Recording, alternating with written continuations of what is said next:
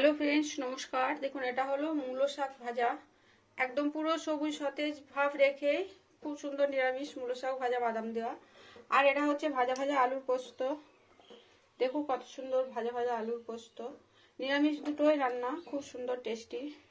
দেখুন ফ্রেন্ডস, আমি কিভাবে বানাচ্ছি কত সহজে। আর এটা পুরো ভাজা ভাজা আলুর পোস্ত, আর এটা মূলোর শাক। কত সহজে খুব সুন্দর রান্না, নিরামিষ, খেতেও টেস্টি, দেখতেও সুন্দর। তো কিভাবে বানাচ্ছি ফ্রেন্ডস দেখুন, অবশ্যই ভালো লাগবে। দুটো রান্না একসাথেই, মানে একসাথে না, একটা রান্না হওয়ার পর আরেকটা। নমস্কার ফ্রেন্ডস, দেখুন এটা হলো মূলো শাক ভাজা, নিরামিষ বাদাম দিয়ে ভাজা। আর এরকম সবুজ সতেজ রেখে কিভাবে সহজে রান্না করা যায় খুব তাড়াতাড়ির মধ্যে। আর পুরো শাকটাই সেদ্ধ হয়ে যায় সব ফ্রেন্ডস, পুরো সব সেদ্ধ হয়ে যায়, একদম স্মুথলি সেদ্ধ হয়ে যাবে। বানিয়ে দেখবেন, মানে এত সুন্দর, খেতে টেস্টি আর দেখতেও টেস্টি, দেখেই টেস্টি মনে হবে। আর কত সুন্দর সবুজ ভাবটা আছে দেখুন। আমি আজকে বাদাম দিয়ে ভাজা করেছি। দেখুন কিভাবে বানাচ্ছি, কত সহজে তাড়াতাড়ির মধ্যে। মূলো শাক খেতে অনেকেই ভালোবাসেন, এভাবে বানিয়ে খাবেন, অবশ্যই ভালো লাগবে, অবশ্যই ভালো লাগবে। আর খুবই ইজি প্রসেস, আর নিরামিষ, একদম নিরামিষ। মূলো শাক নিরামিষেই ভালো হয়, রসুন টসুন দিলে অতটা ভালো লাগে না। হ্যালো ফ্রেন্ডস, নমস্কার এভরিওয়ান। দেখুন আজকে বানাবো মূলো শাক। আর এই পুষ মাসটায় মূলো শাক খেতে পাওয়া যায়। তো আমি খুব একটা পছন্দ করি না, অল্প খাই। তো কড়াই প্রথমে মূলো শাকটা দিয়ে নিচ্ছি।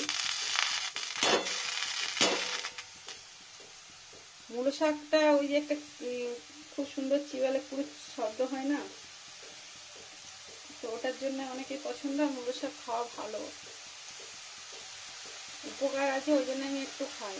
ওই আমার হাজব্যান্ড আমাকে ওরকম বলে যে মূলো শাক খেলে অনেক উপকার, এই হয় না সেই হয় না, আমি তাই একটু খেয়ে নিই।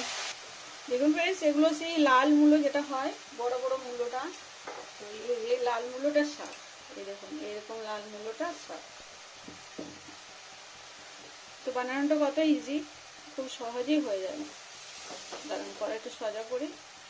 আর আমি আলু পোস্ত করবো, ভাজা ভাজা আলুর পোস্ত। আলুটা ধুয়ে নিয়েছি, খোসা ছাড়িয়ে নেব। আগে মূলো শাকটা বানিয়ে নিই।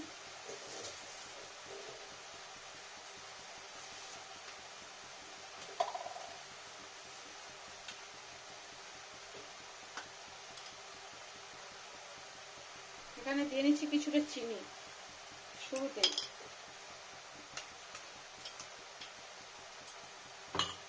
মূলো শাকটা এমনিতে একটু নোনতা থাকে, আর এটা একটু মিষ্টি মিষ্টি নোনতা নোনতা ভালো লাগে খেতে।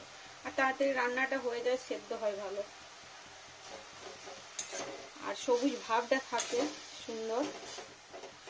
চিনিটা দিয়ে দেখুন, এটা প্রথমে চিনিটা দিয়ে নিলাম।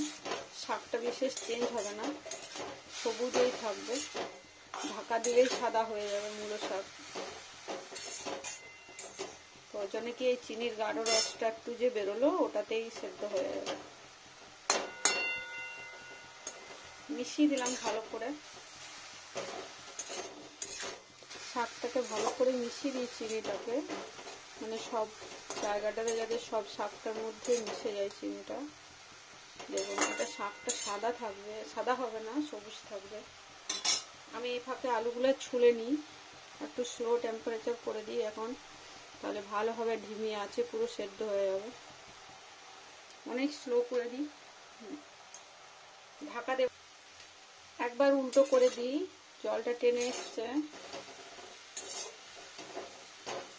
এত সুন্দর সেদ্ধ হয়ে যাবে চিনির রসটায়।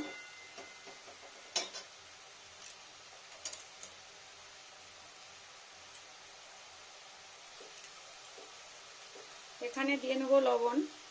এবার লবণের জলটা বেরোবে শাকের মধ্যে, ঠিক যতটা পরিমাণ লাগবে টেস্টির জন্য। লবণটাকে দিয়ে নিলাম এখানে। এবার আবার শাকটা ফুরফুরে হবে। এমনিতেই 50% সেদ্ধ হয়ে গেছে, দেখুন 50% কি পুরো 90% সেদ্ধ হয়ে গেছে, খুব তাড়াতাড়ি সেদ্ধ হয়ে যায়। এবার লবণটার জলটা বের হবে শাকটা, আর ভালো করে স্মুথলি সেদ্ধ হয়ে যাবে। কত তাড়াতাড়ি হয় ফ্রেন্ডস মূলো শাকটা। আর এইভাবে বানালে কি শাকটা দেখতে সবুজ থাকে, খেতে রুচি লাগে। মূলো শাক খেলে নাকি ভালো, প্রোটেক্টিভ অনেক কিছু।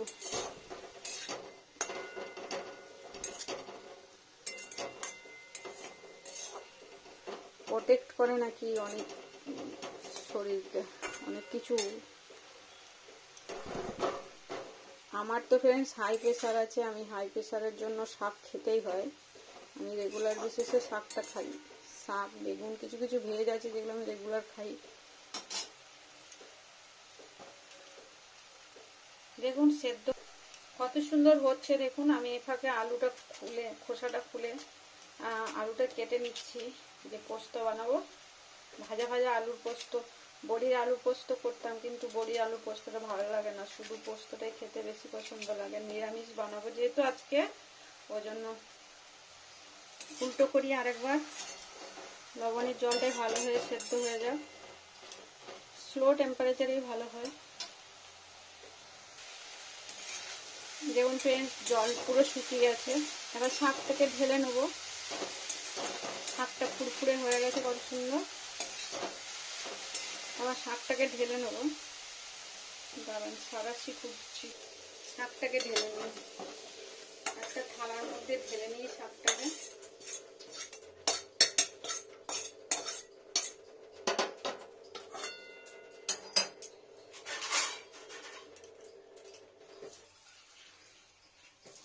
এবার একটু জল দিয়ে ধুয়ে নিতে হবে।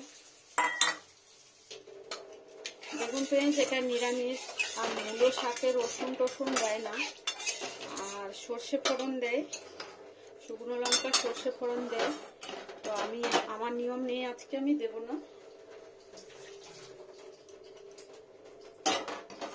এটা দেখুন ধুয়ে নিলাম পরিষ্কার করে, কড়াইটা একটু মোছা লাগিয়ে দিই যাতে তেলে ঠিকঠাক ফ্রাই। এবার টেম্পারেচারটা ফুল স্পিড করে দিলাম। আর মূলো শাক সবসময় সর্ষের তেলে রান্না করতে হয়। দেখুন আমি দিয়ে নিচ্ছি সর্ষের তেল শাকটা ফ্রাই করার জন্য। বেশি তেল লাগবে না, ওতেই হয়ে যাবে। তেলটা গরম হোক ভালো। দেখুন ফ্রেন্ডস, তেলটা গরম হয়ে গেছে, এখানে আমি দিয়ে নিচ্ছি বাদাম। এখানে সর্ষে ফোড়ন শুকনো লঙ্কা দেওয়া যায়, আমি বাদাম দিচ্ছি। ও অনেকেই লঙ্কা খেতে ভালোবাসেন, তো মূলো শাকটা যখন সেদ্ধ হতে দেবেন তখন ওখানে কাঁচা লঙ্কা দিয়ে নেবেন, তাহলে একটু ঝাল ঝালও হয়, খেতে টেস্টি পাওয়া যায়। আমি এখানে দিয়ে নিচ্ছি কাঁচা লঙ্কাটা। আর সেদ্ধ হলে কি লঙ্কাটা খেতে ওখানে ভালো টেস্টি হয়, গোটা থেকে যায়, মেখে খেতে ভালো লাগে। এবার শাকটা দিয়ে নিচ্ছি। হলো কত সহজে, বাদাম দিয়ে ফ্রাই করে নেবো সুন্দর করে, মুখরোচক। এমনিও খাওয়া যায় শাক ভাজাটা, আমার হাজবেন্ড নেই তাই, নইলে এটা প্লেটে করে চাইতো, বাটি করে চাইতো। তার মূলো শাক গরম গরম ভাজা দিয়ে দাও, খেয়ে নেবো। খেতে পছন্দ করে শাকটা, মূলো শাকটা।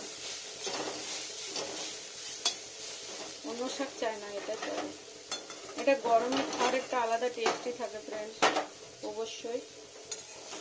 দেখুন কত সুন্দর। এবার ভাজা ভাজা করে নেবো, তেলটা বুলিয়ে নিই সবাইকে, মানে সব।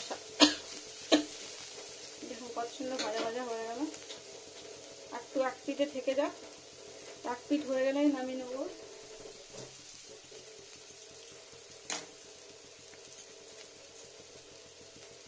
নিচ পিঠটা গরম হয়ে গেছে, এবার আস্তে করে এই দিকটা উল্টো করে দেবো।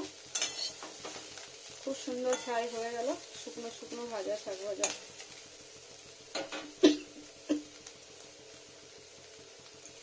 আর ভাজার দরকার নেই, এবার ঢেলে নিয়ে শাকটা। দেখুন কত সুন্দর হয়ে গেল, কতটা পরিমাণ হলো। বাদাম দেওয়া আছে অনেক, সর্ষে ফোড়ন শুকনো লঙ্কা দেওয়া যায়, আমি বাদাম দিয়েই করলাম।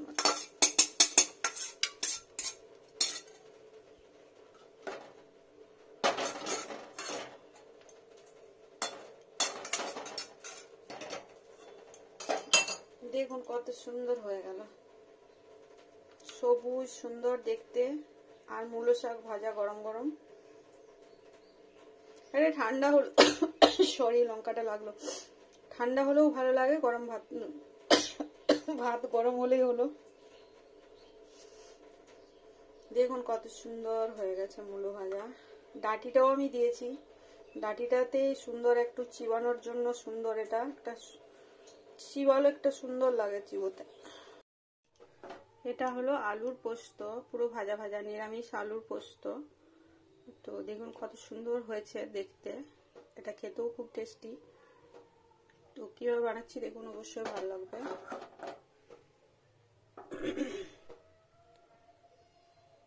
দেখুন ফ্রেন্ডস, আমি মূলো শাকটা বানালাম, এবার পুরো ভাজা ভাজা আলুর পোস্ত বানাবো। নিরামিষ আজকে রান্না, নিরামিষ, ওর জন্য।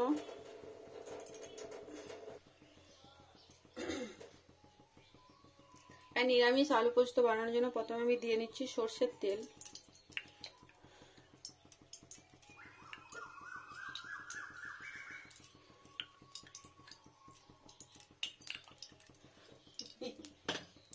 আবার তেলটা দিলাম না, এটাই কেমন লাগলো ফ্রেন্ডস? কিন্তু আমার ওটা একটা দশনের মতো ঢাক্কন আছে।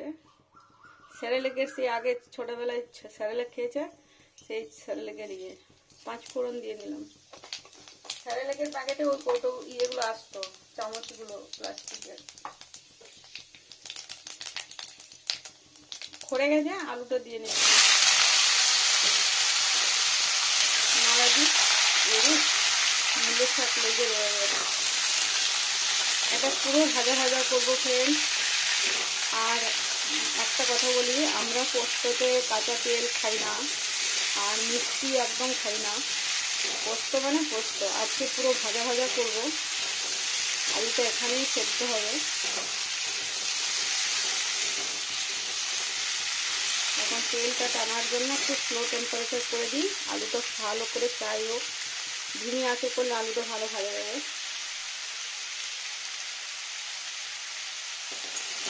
তেলটাকে মাখিয়ে দিই।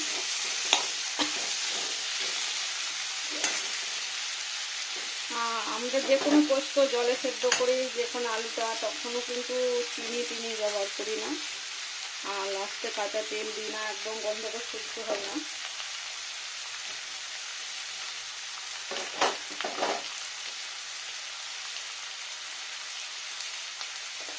এইভাবেই কুক করি আমরা পোস্তটাকে।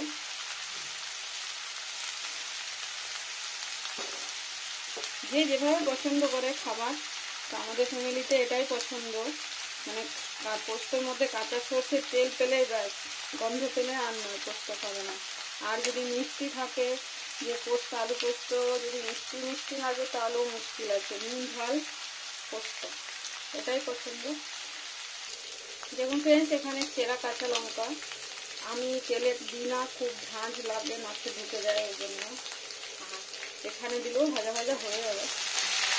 দেখুন কত সুন্দর ভাজা যাচ্ছে আলুটা। এটা লবণ দিয়ে দিলে জল কেটে যেত। আর একটু হোক, তবে লবণটা দেবো।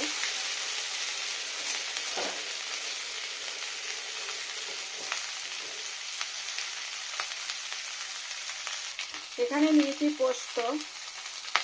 আমি পোস্তটাকে বেটে নিই। তো এটা ভালো পোস্তটা, এখন একটু দাম কমেছে পোস্তর। কিছুদিন 2400 টাকা ছিল, এখন 1800 টাকায় এসছে।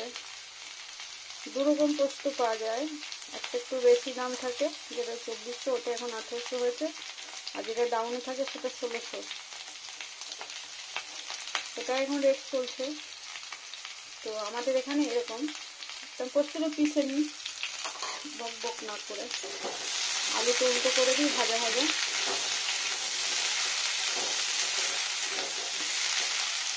এবার লবণ দিয়ে নিই।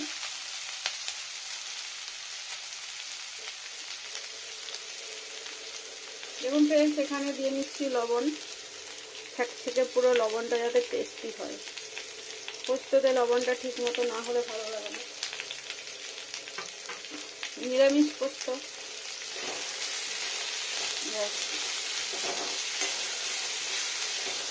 এবার ভাজা ভাজা হবে, জল বেরোবে, সেদ্ধ হবে। এখন স্লো টেম্পারেচারেই হচ্ছে। ভেজে নিই আলুটাকে, উল্টো করি।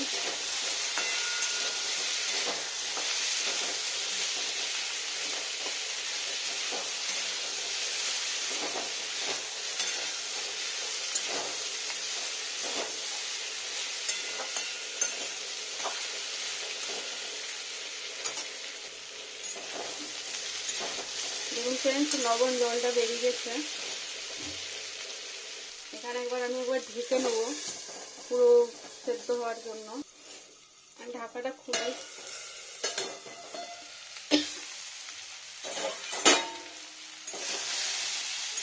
পুরো ভাজা ভাজা হয়ে গেছে আলুটা, আর সেদ্ধও হয়ে গেছে। দেখুন ভেঙে যাচ্ছে সব। একটু স্ম্যাশ করে দিয়ে দুটো আলু।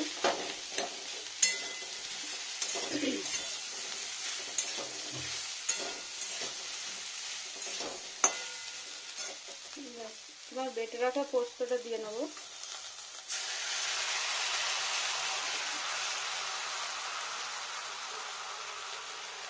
বাটি ধোয়া জলটা, সরি,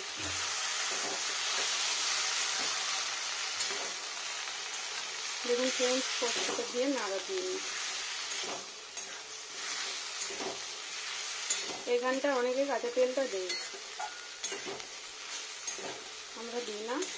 এই দেখুন ভাজা ভাজা। ওভেনটা অফ করে দিই, কিছুক্ষণ নাড়া দিতে থাকি।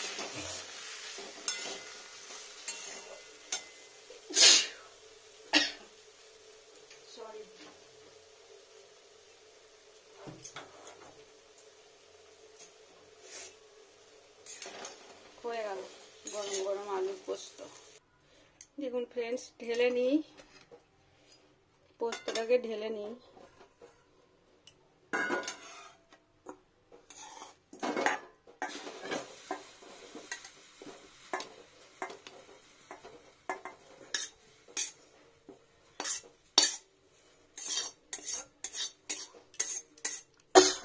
সরি,